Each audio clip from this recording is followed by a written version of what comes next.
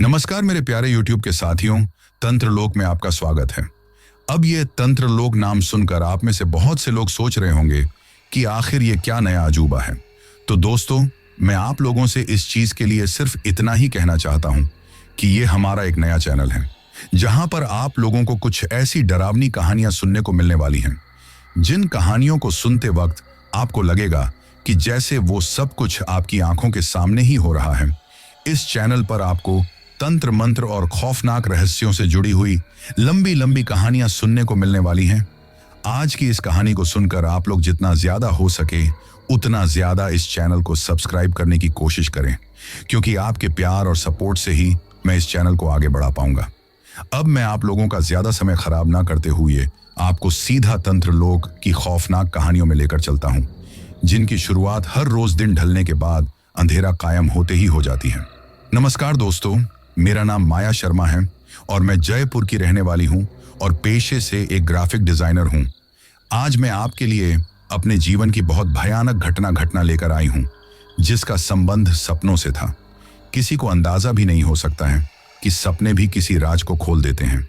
सपने भी यूं ही नहीं आते, इनका किसी इंसान की जिंदगी से गहरा संबंध होता है, तभी आते हैं। और इनका रहस्य क्या है, इसका तो कोई पता आज तक नहीं लगा पाया है, लेकिन कुछ ना कुछ ताकत जरूर है जो इंसान को सपनों के माध्यम से किसी घटना से रूबरू कराती है, किसी राज को खोल देती है। ऐसी ही घटना मेरे जीवन में हुई, जो मैं आज भी याद करती हूं तो डर जाती हूं, खौफ से कांप उठती हूं।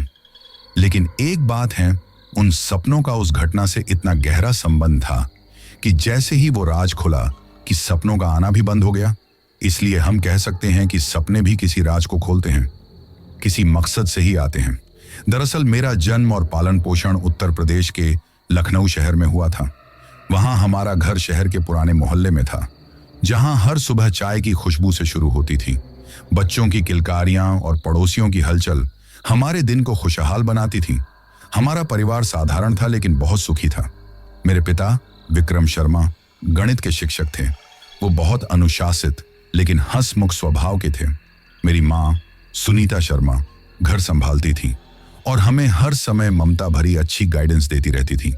मेरी छोटी बहन साक्षी 10वीं क्लास में पढ़ती थी और हमेशा मुझसे कोई ना कोई सवाल करती रहती थी।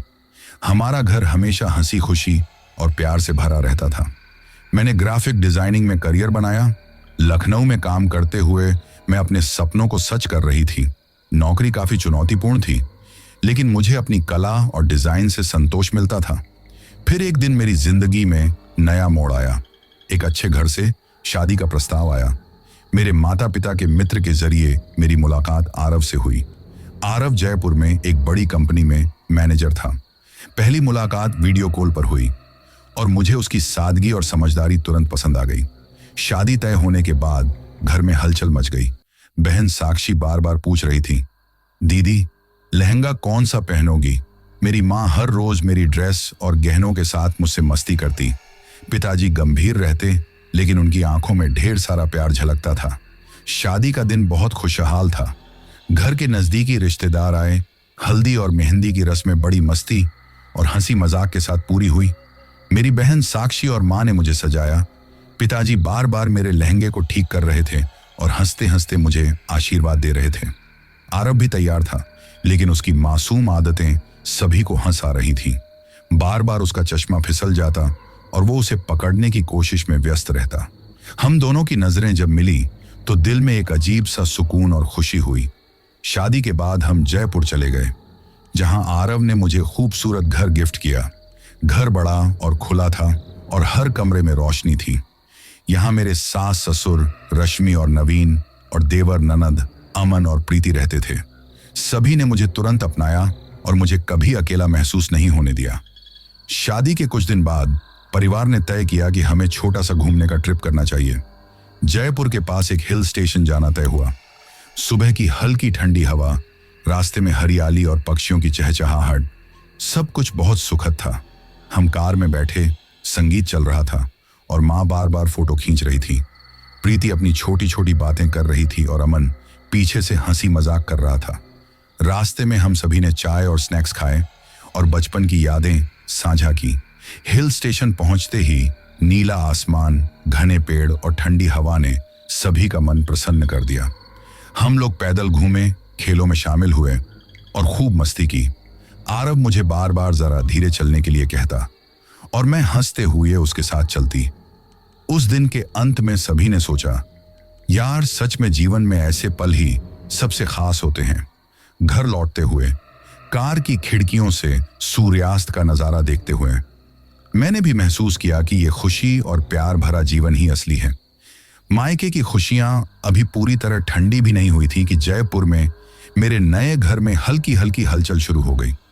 शादी के कुछ दिन बीत चुके थे और मैं अपने नए जीवन में ढलने की कोशिश कर रही थी। सास ससुर, देवर ननद सभी मुझे अपने घर की तरह अपनाते थे। उनका प्यार और ख्याल मुझे बहुत अच्छा लगता था, लेकिन कुछ हल्की हल्की बातें मुझे अजीब लगने लगी थी। आरव, मेरा पति, अभी शहर के ऑफिस में था। वो हर दिन काम में व्यस्त रहता, लेकिन हर 2-3 दिन में घर आकर हमारे साथ समय बिताता। मैं उसकी बातों, उसकी हंसी और उसकी छोटी छोटी आदतों की मिस नहीं करती थी। लिविंग रूम में बड़ी खिड़कियां थीं जो पूरे दिन सूरज की रोशनी को कमरे में आने देती थी। रसोई से अक्सर सास की हल्की हंसी और ननद की चहचहाहट आती। देवर अमन कभी कभी टीवी पर कॉमेडी देखकर हंसते। सब कुछ सामान्य और खुशहाल लग रहा था, लेकिन धीरे धीरे मैंने कुछ अजीब बातें महसूस की। कभी कभी जब मैं किसी कमरे से गुजरती तो लगता कि सास ससुर अचानक अपनी बातें रोक देते हैं। कभी ननद या देवर अचानक हंसी रोक देते। जैसे ही मैंने किसी चीज पर सवाल उठाया, उनकी मुस्कान में हल्का सा झटका दिख जाता जो सामान्य नहीं था। एक दिन मैं रसोई में चाय लेने गई। सास रश्मि और ननद प्रीति चुपचाप बात कर रही थी।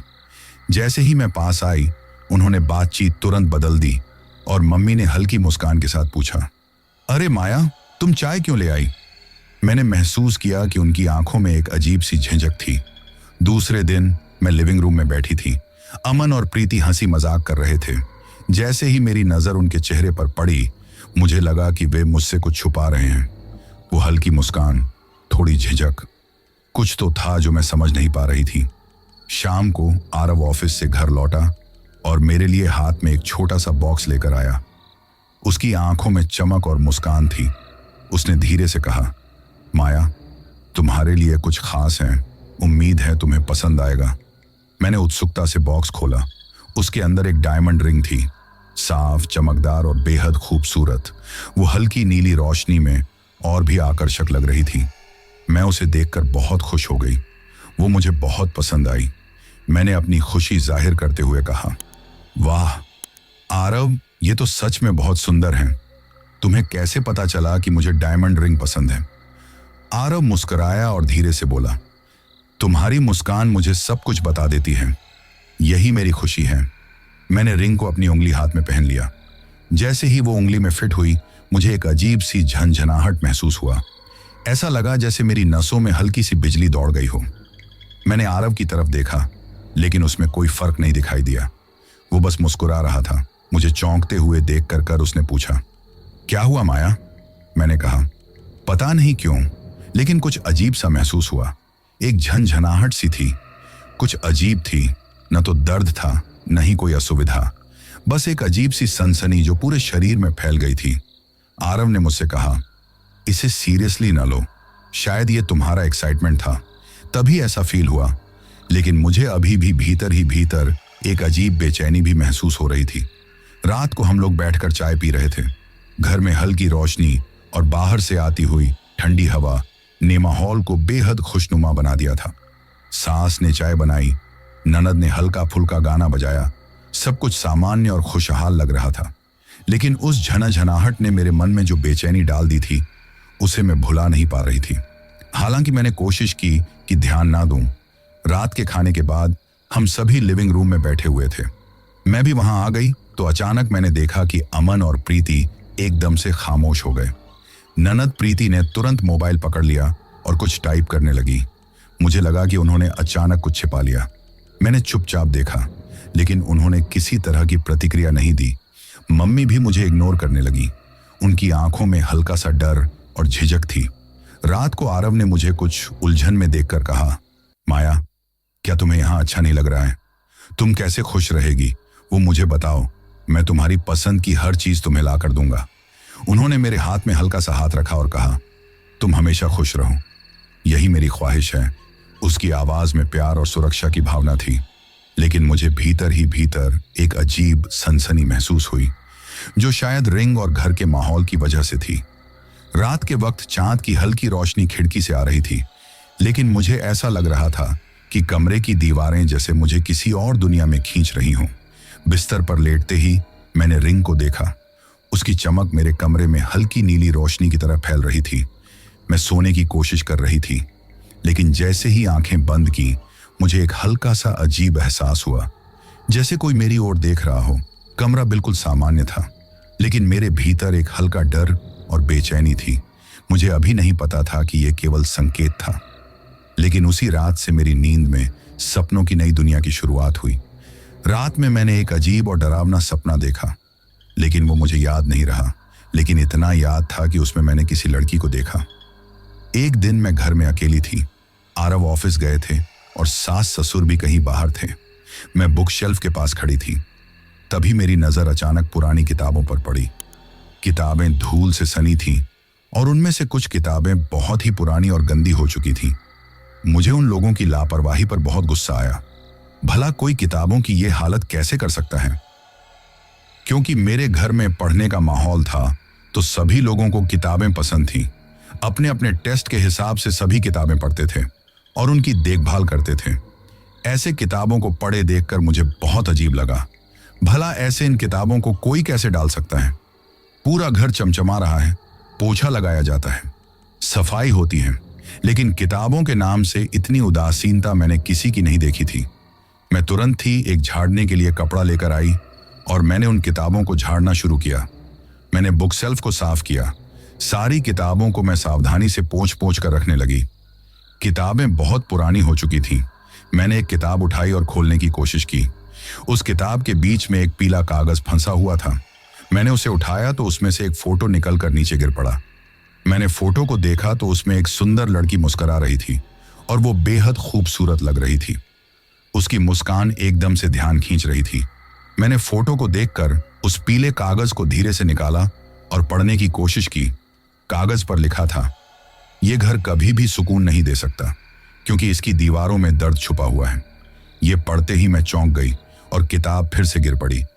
किसी तरह मैंने खुद को संभाला और उस कमरे से बाहर चली गई। क्या ये किसी के द्वारा छिपाया गया राज था? क्या इस घर में ऐसा कुछ था जो मुझे अब तक नहीं पता था? इसी उधेड़-बुन में सारा टाइम निकल गया। खा पीकर अब सोने का टाइम आ गया था। जैसे जैसे रात बढ़ी, वही डरावना सपना फिर से आया। इस बार सपना और भी अजीब था। मैं उसी अजनबी महिला देख रही थी। उसका चेहरा छुपा हुआ था, लेकिन अब वो मुझे घेरने लगी थी, जैसे वो किसी अंधेरे गलियारे में मुझे खींचना चाह रही हो। वो फिर से वही शब्द कह रही थी, ये घर तुम्हारा नहीं है माया, तुम्हें इसे छोड़कर जाना पड़ेगा। सपने में वो महिला मेरे करीब आ रही थी और अचानक उसकी आंखें खूबसूरत रिंग की तरह चमकने लगी। मेरी नींद खुली और मैं एकदम से बैठ गई। मेरे दिल की धड़कन बहुत तेज हो रही थी। रिंग को देखकर मैंने सोचा, क्या रिंग इस सपने से जुड़ी हुई थी? अब मुझ में यह सवाल बार बार उभरने लगा था कि क्या इस घर में किसी ने सचमुच कुछ छुपा रखा था? क्या रिंग का असर मेरी सोच को भ्रमित कर रहा था, या फिर कुछ असल में गलत था जो मैं समझ नहीं पा रही थी? रिंग को मैंने उतार कर रख दिया। रात के इस वक्त मैं अपने बिस्तर पर लेटी जाग रही थी। घर के आसपास की सन्नाटे को महसूस करते हुए मैंने हल्के हल्के ख्वाबों में खोने की कोशिश की थी, लेकिन मेरी आंखों के सामने वही महिला फिर से आ खड़ी हुई थी। यह सपना कुछ अजीब था। महिला का चेहरा अब भी बिल्कुल साफ नहीं था। उसकी आंखों में एक अजीब सा कहर था, जैसे वो मुझे किसी सजा के लिए पुकार रही हो। उसकी मुस्कान में कुछ ऐसा था कि वो मेरी बेहद करीब आ रही थी, जैसे मैं उसका पीछा कर रही हूं। वो धीरे धीरे मेरे करीब आई और बेहद खौफनाक आवाज में कहा, तुम जानती हो माया, तुम जहां हो वो जगह तुम्हारी नहीं है, वो जगह तो मेरी है। और अब जब तुम यहां से जाने की कोशिश करोगी तो इस घर से कोई तुम्हें जिंदा नहीं जाने देगा। तुम यहां से कभी नहीं निकल पाओगी। तुम वहीं रहोगी जहां मैं रह रही हूं, और तुम नहीं जान पाओगी कि तुम्हें कैसा जाल बुनकर फंसा लिया गया है। आखिरी शब्दों के साथ मैं कांपती हुई जाग गई। मेरी आंखें खुली थीं, लेकिन वो महिला, उसका चेहरा, उसकी बातें, हर बात जैसे मेरे सामने फिर से घूम रही थी। मुझे उस सपने से डर महसूस हो रहा था। आरव का बर्ताव अब थोड़ा अलग सा लगने लगा था। पहले जहां वो मुझसे रोज बातचीत करते और साथ में समय बिताते थे, अब वो कम समय घर पर रहते। दिन में ऑफिस का काम, फिर किसी बैठक में व्यस्त रहने की वजह से वो रात को देर से लौटते थे। जब भी वो घर लौटते, वो थोड़ा थके हुए होते और उनके चेहरे पर कोई अजीब सी बेचैनी होती। मैंने एक दिन पूछा, क्या सब कुछ ठीक है? आरव, तुम ठीक से सोते नहीं हो, न ही अच्छा खाते हो। क्या ऑफिस का काम बहुत बढ़ गया है? वो कुछ समय तक चुप रहे, फिर हल्के से मुस्कुराए। कुछ नहीं माया, बस थोड़ा काम बढ़ गया है। तुम चिंता मत करो, सब कुछ ठीक हो जाएगा। लेकिन मुझे ये बात सच्ची नहीं लगी। उनकी आंखों में एक अजीब सा तनाव था। एक हफ्ते में ही वो कुछ और चुपचाप और अजनबी से लगने लगे। मम्मी ने भी अब मुझसे ज्यादा बात करना कम कर दिया था। पहले जहां वो मुझसे गपशप करती और मेरे सवालों का जवाब देती, अब वो कम बोलने लगी थी। एक दिन मैंने उन्हें कुछ पूछा तो उन्होंने जवाब देने की बजाय मुझे हल्की सी घबराहट दिखाकर पूछा, क्या तुम कुछ पूछ रही थी माया? उनका चेहरा कुछ बुझा हुआ सा था। मैंने हल्के से मुस्कुराते हुए जवाब दिया, नहीं, कुछ नहीं, लेकिन मन में मुझे ये सोचने पर मजबूर कर दिया कि आखिर ये परिवार मुझसे क्या छिपा रहा था। क्या मेरे बारे में कुछ ऐसा था जो मैं नहीं जान पाई थी? एक शाम जब मैं घर में अकेली थी, मैंने सोचा कि पुराने सामान के बीच जाकर देखती हूँ कि शायद कुछ पुरानी बातें मिलें, शायद वहां कोई किताब हो या फिर कोई फोटोग्राफ जो मुझे इस घर से जुड़ी कुछ महत्वपूर्ण जानकारी दे सके। मैंने एक पुरानी ट्रंकी खोली और देखा कि उसमें बहुत सी पुरानी फोटोग्राफ्स और दस्तावेज पड़े थे। एक तस्वीर में एक लड़की थी जिसे मैं अब दूसरी बार फोटो में ही देख रही थी। उसकी आंखों में वही रहस्यमयी नजर थी जो मैंने अपने सपने में देखी थी। वो तस्वीर पुरानी थी और उसके ऊपर कोई तारीख भी नहीं थी। मैंने उसे कुछ समय तक ध्यान से देखा और फिर महसूस किया कि शायद वो लड़की इस फैमिली की कुछ खास हो सकती थी। क्या उसके बारे में कुछ ऐसा था जो ये लोग छिपा रहे थे? रात को फिर से वही सपना आया, लेकिन अब वो बहुत डरावना था। सपने में उस लड़की का चेहरा अब भी स्पष्ट नहीं था। उसकी आंखें गहरी और खाली थीं, जैसे वो किसी पीड़ा से गुजर रही हो। मैं उसकी ओर बढ़ी और वो मुझे एक अंधेरे कोने की तरफ खींचने लगी। तुम जानती हो माया, वो बोली, ये घर कभी भी तुम्हारा नहीं हो सकता। तुम्हारी किस्मत मुझे पकड़ चुकी है और अब तुम यही रहोगी मेरी तरह हमेशा के लिए। इस बार मैं घबरा कर जाग गई और मेरी धड़कनें तेज हो गई। मेरी आंखों के सामने वही लड़की थी और मेरे मन में सवाल था, क्या वो इस फैमिली की मेंबर थी? क्या वो मुझसे कुछ कहना चाहती थी? और अगर हाँ, तो उसका राज क्या था? घर में कुछ ऐसा था जो मुझे बेहद बेचैन कर रहा था। वो लड़की, वो रिंग, वो अजीब सपना, क्या सब कुछ किसी गहरे राज से जुड़ा हुआ था? मैंने सोचा कि शायद अब मुझे आरव से पूछना चाहिए, लेकिन वो हमेशा किसी न किसी बहाने से मुझसे दूर भागता रहा। यह सब मुझे अंदर से बहुत गहरे डर में डाल रहा था। क्या आरव ने मुझे झूठ बोला था? क्या वो किसी पुराने दर्द को छिपा रहा था? या फिर उसका कोई ऐसा अतीत है जो वो बताना नहीं चाहता है? आज का दिन सामान्य था। सूरज की हल्की रोशनी कमरे में फैल रही थी और मुझे लगता था कि आज कुछ अलग नहीं होगा। लेकिन आरव आज जल्दी ही लगभग 4 बजे लौट आए। उनके चेहरे पर एक हल्की थकान थी और साथ ही खुशी की झलक थी। वो हमेशा की तरह मुस्कुराते हुए अंदर आए। मैं आज भी उस शाम को भूल नहीं सकती जिसने मेरी जिंदगी उलट कर रख दी। आरव ने मेरी ओर मुस्कुराते हुए पूछा, माया, तुमने क्या बनाया है आज? मैंने हल्की हंसी के साथ कहा, कुछ खास नहीं, बस तुम्हारे पसंदीदा पकोड़े और आलू के पराठे। चाय के साथ परफेक्ट लंच हो जाएगा। आरव ने मेरी ओर देखा और फिर कहा, बहुत अच्छा, तुम्हारे हाथों में जादू है। माया, आज तो मैं आराम से खाऊंगा। हम दोनों ने नाश्ता करना शुरू किया। आरव ने कहा, माया, मैंने अपने कुछ दोस्तों को बुलाया है, कुछ अच्छा सा बना लेना। मैंने कहा, ठीक है, आप चिंता मत करो। आरव उसके बाद मार्केट चले गए और मैं किचन में चली गई। मैंने बहुत सी टेस्टी डिशेस बना डाली। मैंने मन लगाकर सबके लिए नाश्ता बनाया था, पनीर पकोड़े, आलू टिक्की और गुलाब जामुन। और फिर उसके बाद अपने कपड़े चेंज किए, हल्का सा मेकअप किया, तब तक आरव लौट भी आए। वे कुछ मिठाइयां लाए थे। तब तक उनके दोस्त आ भी गए। पूरी फैमिली मेज पर जमी हुई थी। मैंने खाना सर्व किया। सब दोस्तों ने बड़े चाव से खाया। उसके बाद तारीफ के पुल बांध दिए। मुझे अच्छा लगा था कि मैं सबके दिल जीत पा रही हूं। एक दोस्त ने बड़े खुश होकर कहा, अरे यार, ये तो सबसे बेहतरीन पराठे हैं जो मैंने कभी खाए हैं माया भाभी। तुम तो सचमुच घर का माहौल खुशनुमा बना देती हो। मैं मुस्कुराई। धन्यवाद, बहुत खुश हूं कि आपको पसंद आए। वो फिर आरव से कहने लगा, अब तुम सदमे से उबर जाओगे यार। लेकिन फिर वही गलती हो गई। आरव का एक दोस्त हंसते हुए बोला, हाँ यार, अब तो तू संभल जाएगा, सदमे से भी निकल आएगा। भाभी इतनी अच्छी हैं, भगवान ने फिर से तुझे हंसने का मौका दिया है। दूसरा बोला, हाँ भाई, अंजलि जैसी तो कोई नहीं थी, लेकिन देख अब तेरे पास माया है। खुश रहो दोनों मिलकर, बस जैसे किसी ने मेरे कान के पर्दे फाड़ दिए हों। अंजलि? कौन अंजलि? मेरे लिए ये सदमा। मेरे हाथ से प्लेट गिर गई। किसी को पता भी नहीं चला कि मैं अंदर से कितनी टूट चुकी हूं। मैं मुस्कुराती हुई वहां से उठ गई, लेकिन मेरा दिल तेजी से धड़क रहा था। कमरे में पहुंचते ही मेरी आंखों से आंसू फूट पड़े। मैंने कांपते हाथों से मां का नंबर मिलाया। मां मां। मेरी आवाज इतनी टूटी हुई थी कि शायद मां का दिल भी वहीं कांप गया होगा। वे मेरे इस तरह रोने से डर गई। उन्होंने मुझे चुप कराते हुए पूछा, क्या हुआ माया, तू ठीक तो है? मैंने रोते हुए बताया, मां, मुझे बहुत बड़ा धोखा मिला है। आरव ने मुझसे झूठ बोला। उसकी शादी पहले हो चुकी थी, उसकी बीबी थी और उसकी मौत हो गई। मां, मैं ऐसे धोखेबाज इंसान के साथ नहीं रह सकती। मुझे आकर ले जाओ प्लीज मां, मैं यहां एक पल भी नहीं रहना चाहती।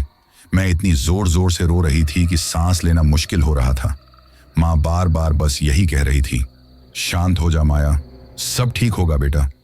लेकिन मुझे मालूम था कुछ भी ठीक नहीं था। उस रात आरव ने मुझसे बात करने की कोशिश की, लेकिन मैंने उसका हाथ झटक दिया और मैंने उससे कहा, अब तुम मुझसे बात मत करो। काफी देर तक जागते जागते रोते रोते फिर मेरी आंख लग गई।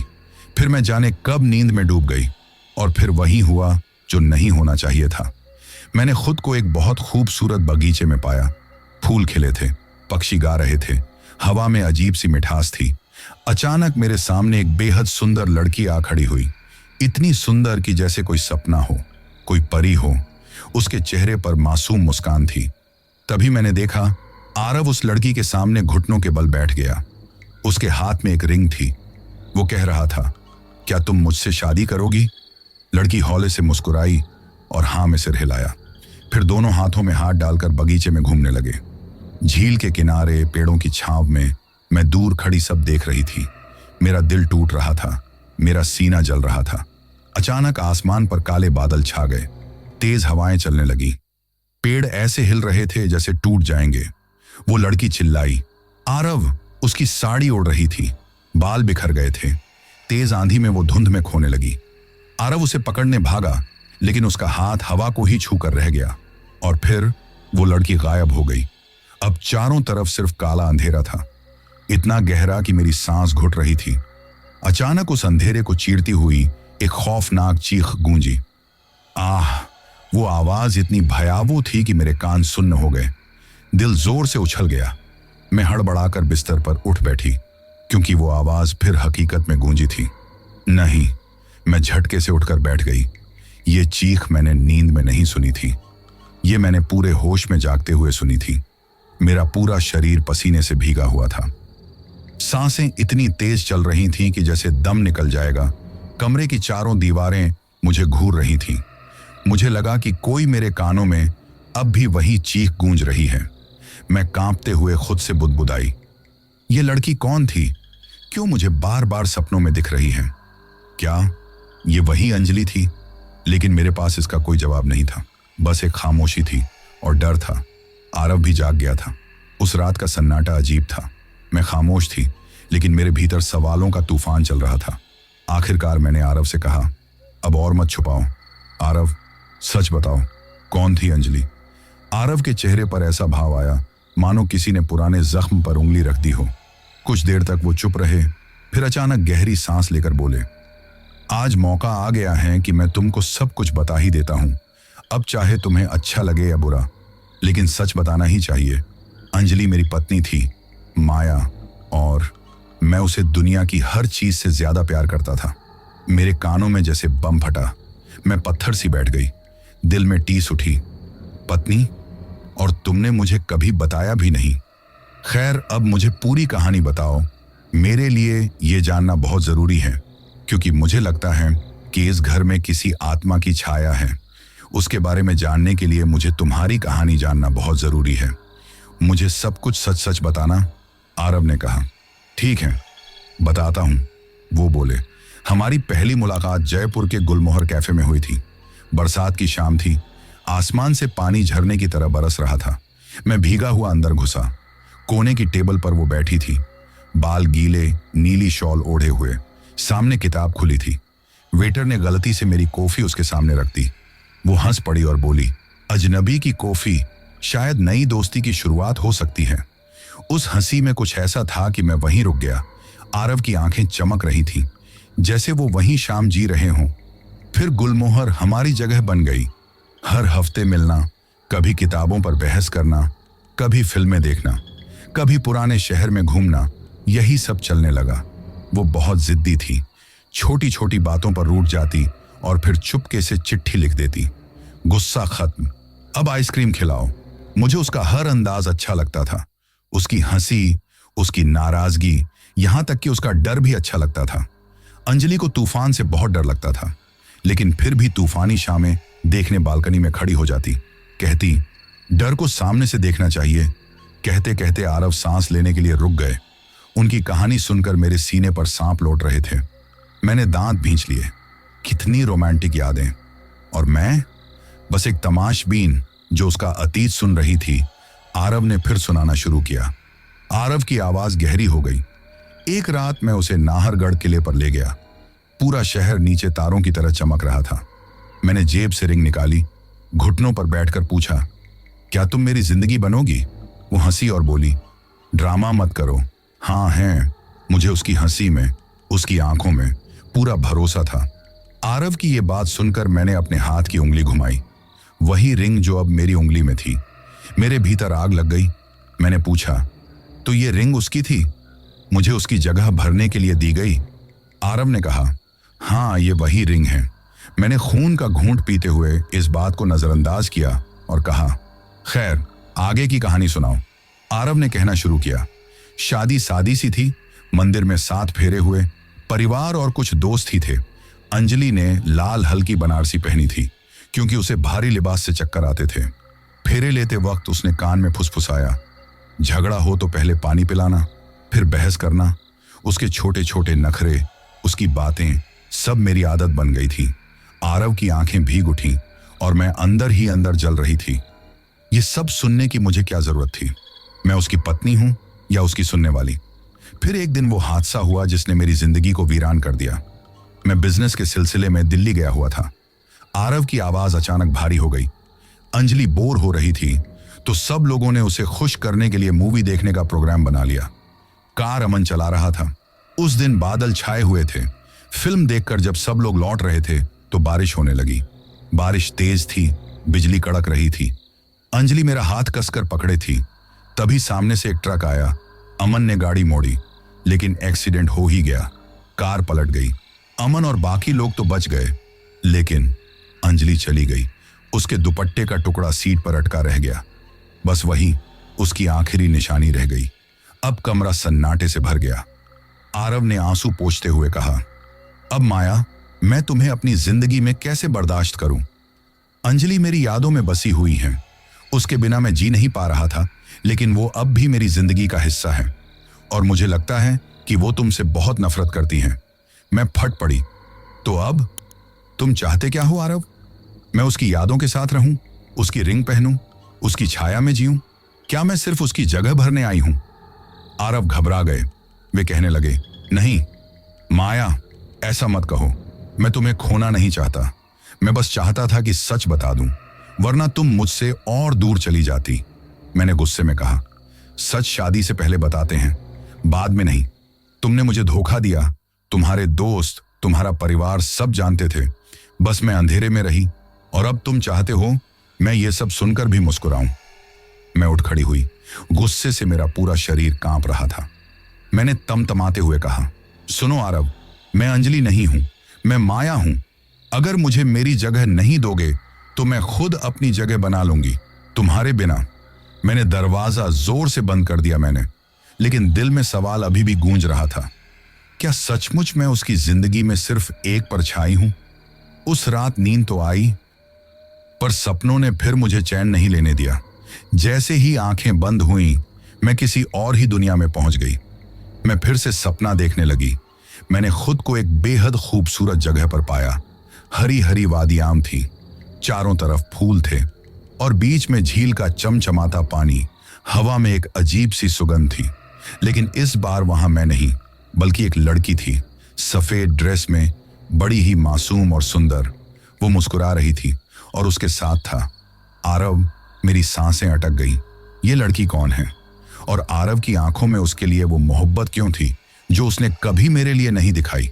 आरव उसके हाथ पकड़कर बोला, अंजलि, अगर जिंदगी दोबारा भी मिले तो भी मैं तुम्हें ही चुनूंगा। अंजलि शब्द मेरे कानों में गूंजा। हाँ, यही नाम था, वही नाम जिसका जिक्र आरव के दोस्त ने किया था। मेरे दिल पर जैसे किसी ने पत्थर रख दिया। लेकिन सपना तो और गहरा होता चला गया। अचानक आसमान का रंग बदलने लगा। काले बादल उमड़ आए, जोर जोर से हवा चलने लगी। अंजलि घबराकर बोली, आरव, ये क्या हो रहा है? आरव ने उसका हाथ पकड़कर कहा, डरो मत, मैं हूं ना। लेकिन अगले ही पल एक भयानक तूफान आया और दोनों को अलग कर दिया। अंजलि चीखती रह गई और उसका हाथ आरव से छूट गया। अंजलि अकेली रह गई। चारों तरफ अंधेरा छा गया और फिर अचानक एक परछाई आई। ये एक नकाब पोश था जो लंबा चौड़ा था और पूरे चेहरे पर काला मुखौटा पहने हुए था। हाथ में वही छापर था। वो धीरे धीरे अंजलि की ओर बढ़ा। अंजलि पीछे हटती रही, रोती रही। कौन हो तुम? मुझे क्यों मारना चाहते हो? लेकिन नकाब पोश चुप रहा। फिर अचानक उसने छापर उठाया और मैंने साफ देखा कि उसने अंजलि की गर्दन पर वार कर दिया। उसकी गर्दन से खून का फव्वारा छूट पड़ा और मैं ये देखकर चीख पड़ी। मैं सपने में इतना डर गई कि मेरी खुद की चीख निकल गई, नहीं। और फिर मेरी नींद टूट गई। नींद खुलने के बाद मैं हाँफ रही थी। माथे से पसीना टपक रहा था। लेकिन दिल दहला देने वाली बात यह थी कि उस नकाब पोश का अंदाज, उसकी चाल मुझे जानी पहचानी लगी। जैसे वो कोई बिल्कुल अनजान नहीं, बल्कि मेरे बहुत करीब का हो। लेकिन समझ में नहीं आ रहा था कि ये हैं कौन।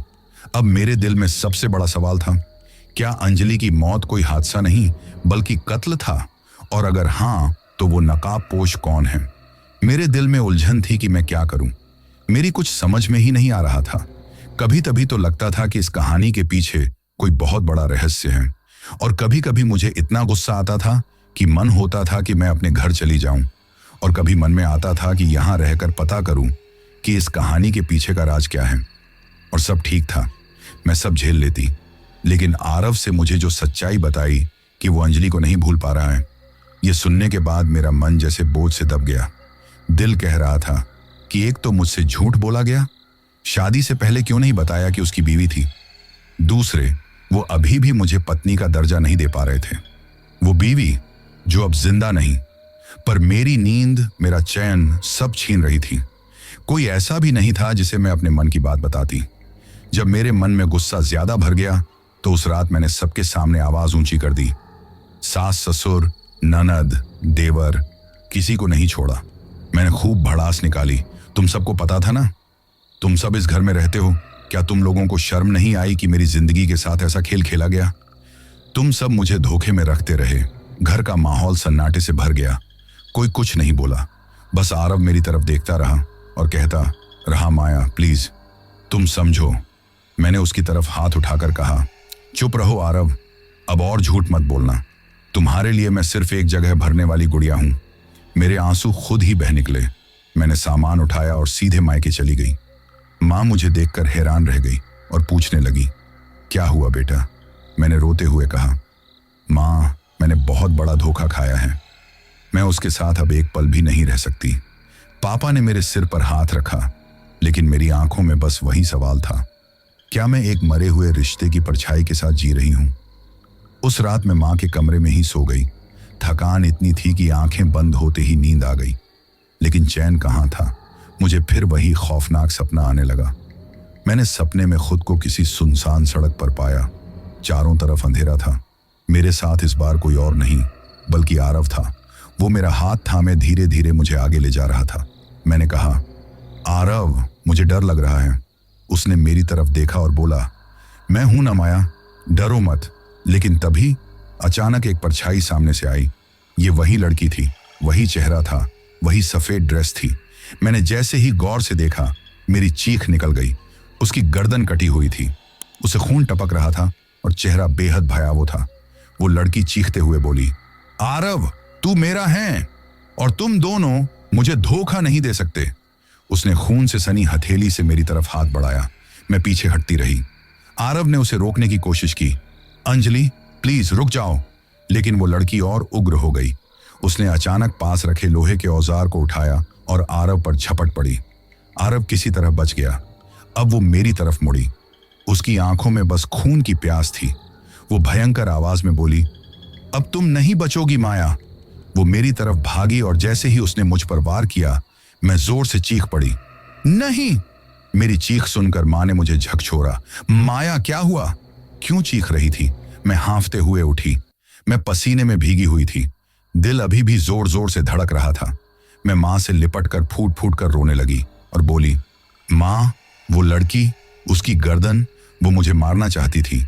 मां घबरा गई, लेकिन मेरे पास शब्द नहीं थे। बस एक एहसास था, ये औरत, ये अंजलि अब मुझे चैन से जीने नहीं देगी। मेरी मां ने कहा, अभी सो जाओ, सवेरे देखती हूं कि ये सब क्या है। तभी मैंने कहा कि मेरे लिए दिन और रात सब एक बराबर हैं। मुझे रात में नींद नहीं आएगी और अगर आ भी जाएगी तो मैं डरावने सपना देखूंगी। इसीलिए अभी आकर मुझसे थोड़ी बात कर लो तो मुझे थोड़ी तसल्ली हो जाए।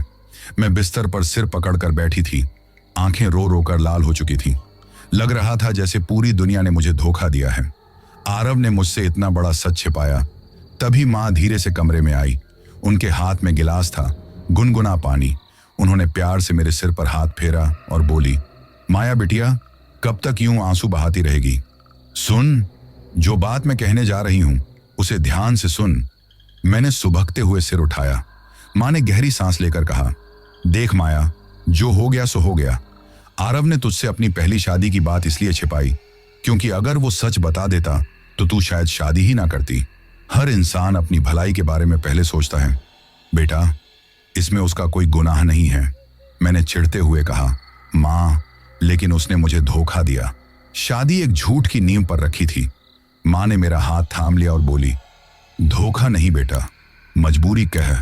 सोच, वो तुझसे प्यार करता है, तेरा ख्याल रखता है, तुझे कभी तकलीफ नहीं होने दी। क्या तेरे चेहरे पर मुस्कान लाने के लिए वो हमेशा कोशिश नहीं करता? तू नाराज होकर यहां आ गई, लेकिन क्या तूने सोचा कि वहां आरव अकेला कैसा महसूस कर रहा होगा? वो भी तो इस मुसीबत में फंसा हुआ है। कहीं ऐसा ना हो कि उसकी हिम्मत टूट जाए और उसका नुकसान हो जाए। मां की बातें जैसे मेरे दिल में उतर रही थी।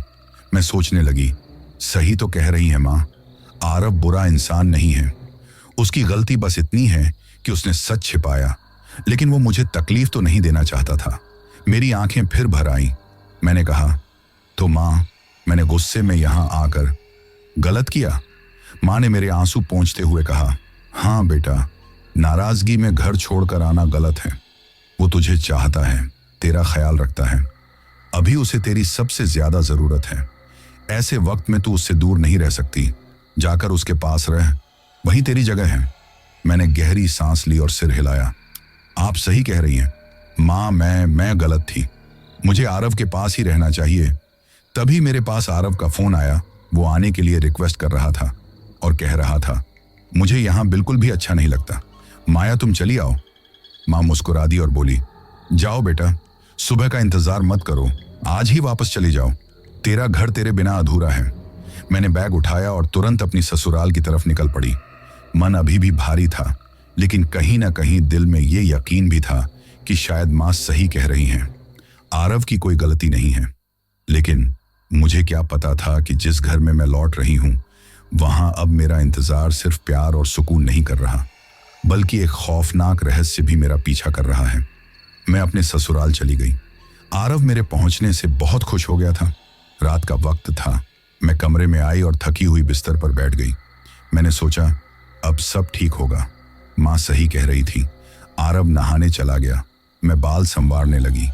सामने ड्रेसिंग टेबल पर शीशा रखा था। मैंने झुककर कंघी उठाई और अचानक मैंने देखा कि आईने में मेरी परछाई नहीं बल्कि किसी दूसरी औरत का चेहरा झलक रहा है। उसके लंबे बाल हैं, लाल सुर्ख आंखें हैं और चेहरा खून से लथपथ है। आईना कांपने लगा जैसे उसमें कोई फंसा हो और बाहर निकलने की कोशिश कर रहा हो। मैं चीख पड़ी, लेकिन जब आरव बाहर आया तो सब गायब था। आईने में मैं ही थी, लेकिन मेरी आंखें डर से फटी रह गईं। रात गहरा चुकी थी। सारा घर सो गया था। मुझे अचानक खिड़की से धीमे धीमे चूड़ियों की खनक सुनाई दी। मैं धीरे से उठी और बरामदे में गई। अंधेरे में सन्नाटा था। अचानक धीरे धीरे पीछे से कदमों की आवाज आने लगी। मैं घबराकर पीछे मुड़ी तो वहां कोई नहीं था, लेकिन जमीन पर गीले पैरों के निशान खुद ब खुद बनते जा रहे थे, मानो कोई अदृश्य औरत उसके पास चल रही हो। मेरा दिल जोर जोर से धड़कने लगा। मुझे लगा जैसे किसी ने मेरे कंधे पर हाथ रख दिया हो। मैं चीखते हुए कमरे की तरफ भागी। अगले दिन शाम को घर में सब लोग बैठे थे। हॉल में बड़ा सा झूमर लटक रहा था। मैं सोफे पर बैठी थी कि अचानक झूमर हिलने लगा। धीरे धीरे उसकी रोशनी मध्यम हुई और अचानक उसके ऊपर से लाल खून की बूंदें टपकने लगी। मेरी पूरी साड़ी भीग गई। मैं घबराकर चिल्लाई, आरव देखो खून! लेकिन बाकी सब लोगों को तो बस साफ पानी दिखाई दे रहा था। सास ने कहा, पगली हो गई हैं क्या? ये तो बस पानी है। मैंने कांपते हाथों से ऊपर देखा। झूमर पर वही औरत लटक रही थी। उसकी गर्दन बुरी तरह कटी हुई थी और खून बह रहा था। उसकी आंखें सीधी मुंह पर टिकी थीं। तभी मैं बेहोश होकर जमीन पर गिर पड़ी। इन डरावने अनुभवों के बाद मुझे समझ में नहीं आ रहा था कि आखिर ये हो क्या रहा है। घर में जो कुछ भी हो रहा था बहुत डरावना था। कभी तो लगता था कि ये सब मेरे दिमाग का खेल है, लेकिन फिर अचानक कुछ ऐसा हो जाता जो ये साबित कर देता कि इसमें कुछ और है। आज मुझे शॉपिंग का मन हुआ। कुछ देर के लिए मैं इस सब से बाहर निकलना चाहती थी। आरव भी काम में व्यस्त था, इसलिए मैं अकेले ही चली गई। वहां घुसते ही एक लड़की मेरे पास आई। उसकी मुस्कान इतनी प्यारी थी कि मैंने बिना किसी कारण के ही उसे जवाब दिया। वो मुझे बोली, नमस्ते, क्या आप अकेली हैं? और मुझे कुछ अजीब सा लगा, जैसे वो मुझे पहले से जानती हो। मैंने हल्के से जवाब दिया, हाँ मैं अकेली ही हूं, पर मन में कोई ना कोई शक था। लड़की ने कहा, तुम्हें मेरी मदद चाहिए ना? वो कुछ ज्यादा ही आत्मविश्वासी थी और उसके चेहरे पर एक ताजगी थी। वो एकदम मेरे पास आकर कहने लगी, तुम्हारी पसंद के कपड़े, तुम्हारी पसंद की ज्वेलरी, तुम्हारी पसंद के शूज, सब कुछ तुमको बिल्कुल पसंद आएगा माया। तभी मैंने चौंकते हुए कहा, तुम मुझे कैसे जानती हो? वो मुस्कुराई, मैं सब जानती हूं। तुमसे मिलने का एक मौका चाहिए था। तुम बहुत खास हो। मैं हैरान थी, लेकिन फिर भी उसके साथ थोड़ी देर बातें की। वो मुझे हर चीज के बारे में ऐसे बता रही थी जैसे हम पुराने दोस्त हों। उसकी बातें मुझे बहुत अजीब लगने लगी, लेकिन फिर भी मैं खुद को उसके साथ खुला हुआ महसूस कर रही थी। वो मुझे एक दुकान में ले गई जहां मैंने कुछ सामान खरीदा। हर चीज जो वो दिखा रही थी वो मेरी पसंद की थी। उसकी नजर में एक अजीब सी सटीकता थी, जैसे वो मेरी सारी पसंदगी पहले से जानती हो। वो मुझे एक कोने में बैठाकर चाय भी पिलाने लगी और हर बार वो मुझे वही चीजें देती जो मुझे पसंद थी। मुझे एक अजीब सा एहसास होने लगा, जैसे मैं किसी जादू से घिरी हुई हूं। उसने मुझसे पूछा, तुम ठीक हो ना? तुम बहुत थकी हुई लग रही हो। माया, हाँ सब ठीक है, मैंने जवाब दिया, लेकिन मेरी आंखों में एक हल्का सा डर था। कुछ देर बाद वो मुझसे बोली, चलो तुम मेरे साथ चलो, मैं तुम्हें एक नई जगह दिखाना चाहती हूँ। मुझे कुछ न कुछ तो खटका हुआ था, पर मैं उसकी अजीब सी मुस्कान को देखकर थोड़ा सा सशंकित हो गई। फिर भी चली गई। वो मुझे अपनी कार में लेकर किसी अज्ञात इलाके में ले गई। रास्ते में उसने एक बार मुझसे पूछा, क्या तुम ठीक हो माया? मैं केवल हाँ में सिर हिलाती गई, लेकिन हर मोड़ पर मुझे एक अनजाना डर महसूस हो रहा था। वो मुझे एक बहुत ही सुनसान सी गली में ले गई, जहां एक पुरानी सी हवेली खड़ी थी। ये जगह मुझे बिल्कुल भी पसंद नहीं आई। हवेली के पास जाकर उसने मुझे कहा, यहां तुम बहुत शांति महसूस करोगी। माया, मैंने डरते हुए पूछा, ये कहां ले आई हो तुम मुझे? वो हल्के से हंसी और बोली, ये तुमसे मिलने की जगह है माया। वो अपनी बात पूरी करती इससे पहले मैंने अपना फोन निकाला और चुपके से एक फोटो क्लिक की। मेरी उंगलियां कांप रही थीं और फोटो में जो लोकेशन कैद हुई वो मुझे अजनबी लेकिन घबराहट से भरी लग रही थी। कुछ तो था यहाँ जो मुझे खींच रहा था और कुछ तो था जो मुझे इस जगह से डरने को मजबूर कर रहा था। जैसे ही मैंने फोटो क्लिक करती हूँ मुझे एहसास होता है कि मेरी पीठ के पीछे कुछ हल्की आवाजें आ रही हैं। वो लड़की मेरी ओर देख रही थी। उसकी आंखों में कुछ गहरा छुपा हुआ था। अचानक मुझे महसूस हुआ कि वो एकदम से गायब हो गई। मैं चौंक पड़ी और चारों ओर देखा, लेकिन उसका कहीं नामो निशान नहीं था। मैं इतना डर गई कि मुझे 1 मिनट भी वहां रुकना मुश्किल हो गया। अब मेरे मन में यह सवाल उठा कि क्या वो लड़की सचमुच कोई जादूगरनी थी या फिर वो सिर्फ मेरी कल्पना का हिस्सा थी। मैं बहुत घबराई हुई घर लौटने के लिए मुड़ी और फिर जो मैंने देखा उससे मेरी चीख निकल गई। वो लड़की मेरे सामने ट्रे में मेरी पसंद का कोल्ड ड्रिंक लिए खड़ी थी और उसका सिर कटा था जो नीचे को लटक कर झूल रहा था और उसकी कटी हुई गर्दन से खून के फव्वारे छूट रहे थे। ये देखकर मैं दहशत से भर उठी और वहां से भागी। मैंने फिर पीछे मुड़कर नहीं देखा, अंधाधुंध भागती ही रही। पीछे से उसकी जोर जोर से हंसी की आवाज आई और उसने कहा, भाग कहां रही हो? तुम्हारी पसंद का कोल्ड ड्रिंक लाई हूं, पी लो। मैं जैसे तैसे सड़क पर आई। वहां मुझे ऑटो मिला और मैं बिना कुछ बताए ऑटो में बैठ गई। ऑटो वाले ने मुझे इतना घबराया हुआ देखा तो पूछा, क्या बात है बहन जी, इतना परेशान क्यों हो? मैंने कहा, कुछ नहीं, बस यहां से फटाफट चलो। मैं मुड़ मुड़ कर पीछे की तरफ देख रही थी कि कहीं वो मेरे पीछे तो नहीं चली आ रही हैं, लेकिन यह देखकर मुझे तसल्ली हुई कि कहीं कोई नहीं था। मैंने ऑटो वाले को अपना पता बताया। जैसे तैसे करके मैं घर आई और सीधे अपने कमरे में जाकर बिस्तर पर बैठ गई और अपनी उखड़ी हुई सांसों को कंट्रोल करने लगी। ये तो बहुत भयानक बात थी कि सपने वाले कैरेक्टर अब हकीकत में आने लगे थे। जो मुझे सपने में दिखाई दे रहा था वो सच हो रहा था। मैंने मोबाइल उठाया और अपनी मां को सारी जानकारी दे डाली। उसके बाद मुझे कुछ तसल्ली मिली। मैंने मोबाइल में उसकी ली हुई फोटो को देखा तो मुझे तगड़ा झटका लगा, क्योंकि सेल्फी में केवल मैं थी और कोई नहीं था। पीछे केवल एक टूटा फूटा खंडहर पड़ा हुआ था। हाँ, आसपास की लोकेशन जरूर दिखाई दे रही थी। उस लोकेशन की फोटो मैंने खंगाली और मन ही मन ये तय किया कि मैं जल्द ही उस जगह का पता लगाऊंगी। दिन भर उस अजनबी लड़की तोशी के बारे में सोचते सोचते मैं थक गई थी। उसके हर शब्द मेरे कानों में गूंज रहे थे। मैं सब जानती हूं माया, तुम्हारी हर पसंद, तुम्हारे हर राज। वो कौन थी, कैसे मेरी पसंद जानती थी और क्यों मुझे उस सुनसान हवेली तक ले गई थी? अब इन सारे सवालों के जवाब मिल चुके थे। वो लड़की तोशी नहीं बल्कि अंजलि थी। उसने जानबूझकर अपना नाम मुझे गलत बताया था जिससे कि मैं उसके साथ चली जाऊं। वो मुझे कुछ बताना चाहती थी, लेकिन मैं डर के मारे भाग आई। सोचते सोचते मुझे सिर दर्द होने लगा तो मैंने अपने लिए किचन में जाकर चाय बनाई और सिर दर्द की एक टैबलेट लेकर मैं लेट गई। थोड़ी ही देर में मुझे नींद आ गई और मैं फिर से सपना देखने लगी। इस बार मैंने वो सपना देखा जो कभी नहीं देखा था। ये बहुत भयानक था। सपना शुरू हो गया था। मैं और अंजलि एक बेहद खूबसूरत जगह पर घूम रहे थे। चारों ओर हरे भरे बगीचे थे, रंग बिरंगे फूल खिले थे और नीला आसमान बहुत सुंदर लग रहा था। वहां की हवा इतनी ताजगी भरी थी कि लगता था मानो मैं किसी और ही दुनिया में आ गई हूं। अंजलि हंसते हुए बोली, देखा माया, यहाँ कितना सुकून है। तुम्हें ना हमेशा यही जगह चाहिए थी। मैं हैरान थी, वो मेरी एक एक चाहत को कैसे जान लेती हैं। हम दोनों साथ साथ झील के किनारे बैठे पानी में पत्थर फेंक कर लहरें बनाते हुए बातें कर रहे थे। मैं पहली बार उस सपने में खुद को बेहद खुश महसूस कर रही थी। अचानक वहां अंधेरा छा गया। सूरज की रोशनी जैसे किसी ने बुझा दी हो। चारों तरफ धुंध और अंधेरा फैलने लगा। मैं घबराकर अंजलि का हाथ पकड़ लेती हूं। तभी सामने से एक लंबा चौड़ा नकाब पोश आदमी आता है। उसके हाथ में एक बड़ा चमचमाता चोपर था जो कसाई का बड़ा चाकू होता है, वही उसके हाथ में था। उसकी चाल धीमी लेकिन खतरनाक थी। अंजलि चिल्लाई, माया भागो। मैं डर के मारे चीखने लगी, लेकिन मेरे पैर जैसे जमीन से चिपक गए थे। नकाब पोश तेजी से अंजलि की तरफ बढ़ा और बिना कुछ कहे एक ही वार में उसकी गर्दन पर छोपर चला दिया।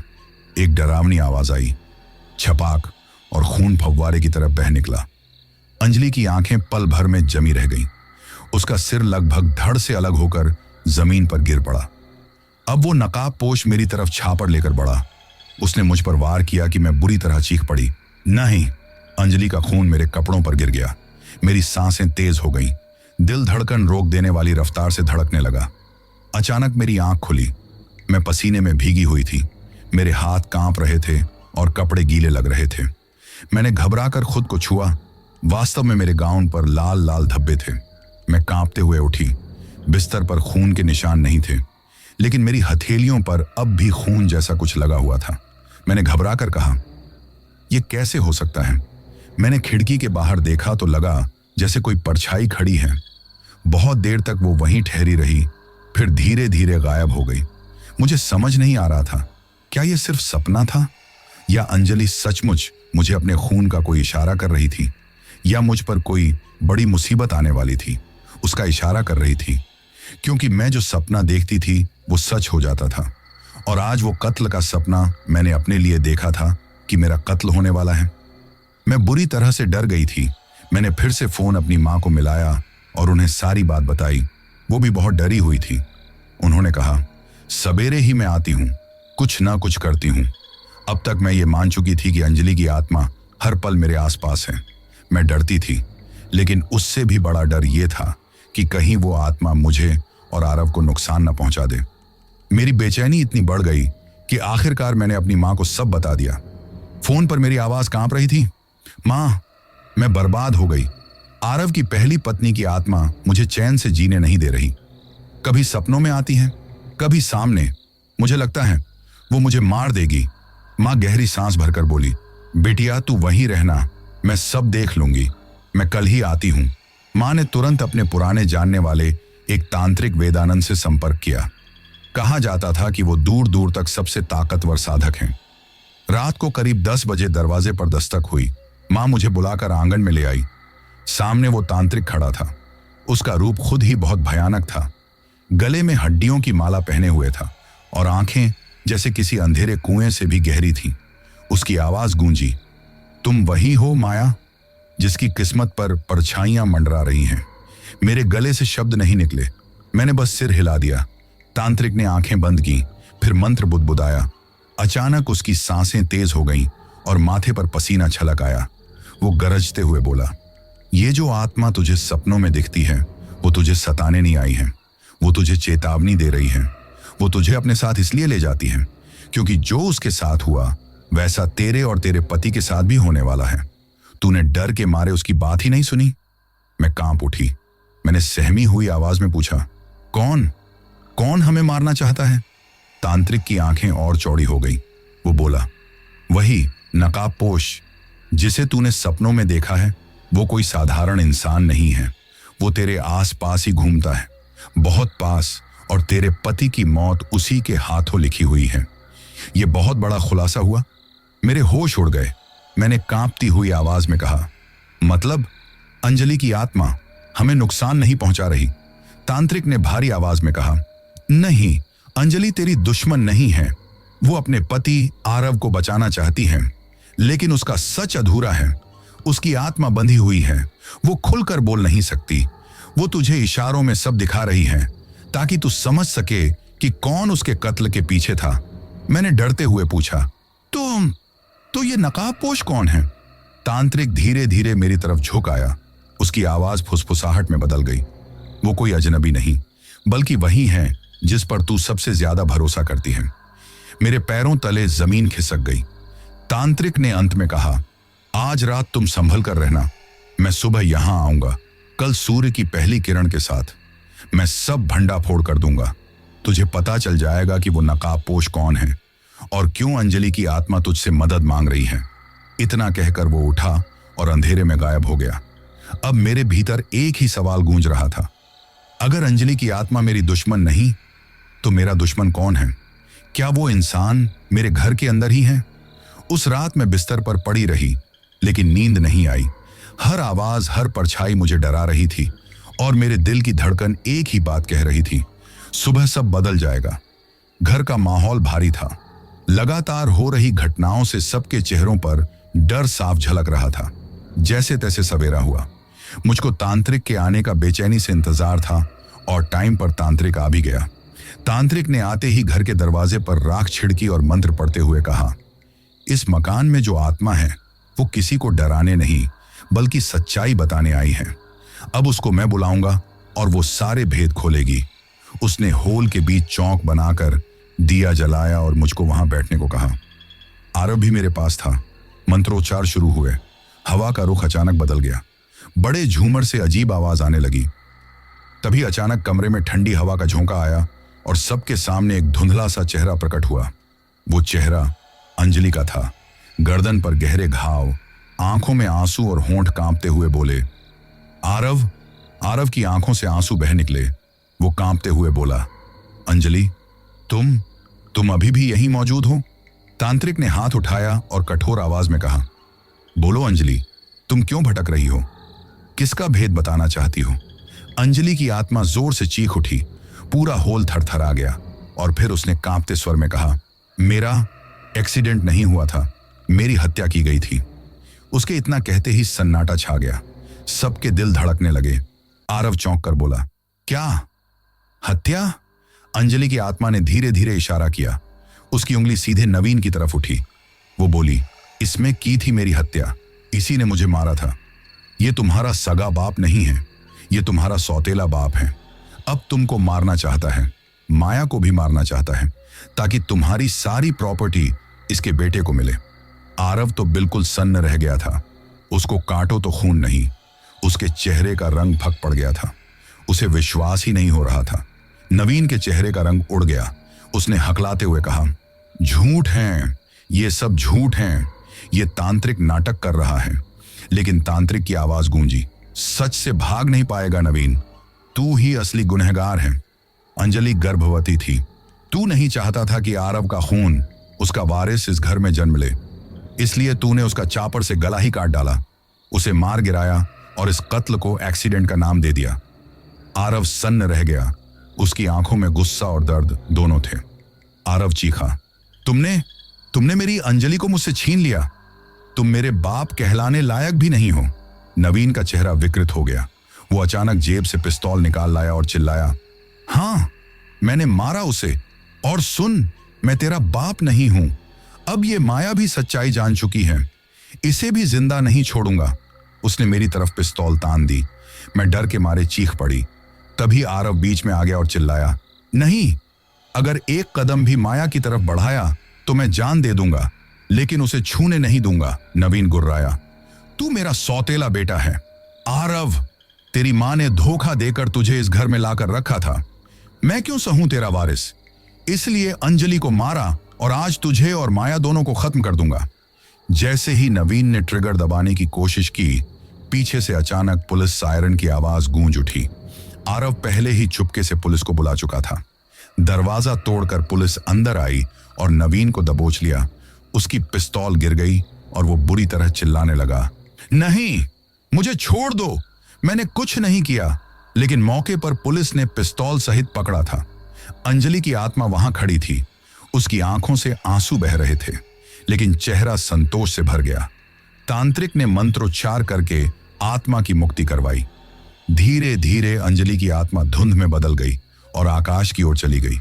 जाते जाते उसने आखिरी बार आरव को और मुझे देखा, मानो कह रही हो, अब मैं चैन से जा रही हूं। और मुझे लगा अंजलि मुस्कुराकर हमें देख रही है, मानो कह रही हो, अब डरने की बात नहीं है। पुलिस नवीन को हथकड़ियों में लेकर चली गई। आरव वहीं घुटनों पर बैठकर रो पड़ा। मैंने उसका हाथ थाम लिया।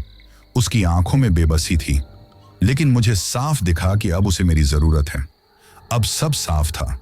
अंजलि का एक्सीडेंट नहीं, बल्कि निर्मम हत्या हुई थी, लेकिन उसकी आत्मा ने रहस्य खोलकर इंसाफ दिलाया। उसके बाद कभी भी घर में कोई डरावनी घटना नहीं हुई। अंजलि की आत्मा मुक्त हो चुकी थी। अब मेरे और आरव के लिए एक नया जीवन शुरू होने वाला था, बिना डर के, बिना रहस्य के।